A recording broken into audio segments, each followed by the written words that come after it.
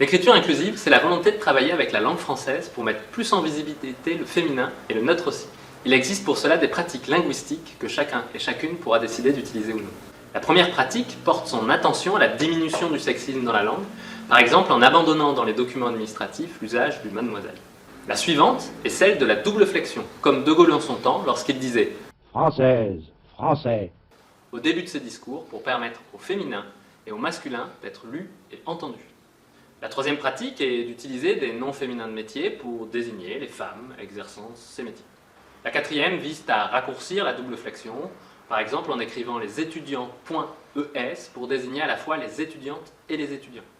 La cinquième pratique vise à restaurer une grammaire inclusive, en particulier en utilisant l'accord de proximité. La dernière vise à utiliser des noms nouveaux dans le but de créer des neutres, tous et toutes, qui seraient remplacés par le mot tous par exemple.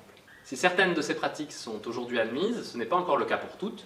Dans tous les cas, elles ont suscité et suscitent encore discussions et débats. Nous en reparlerons dans les autres formes.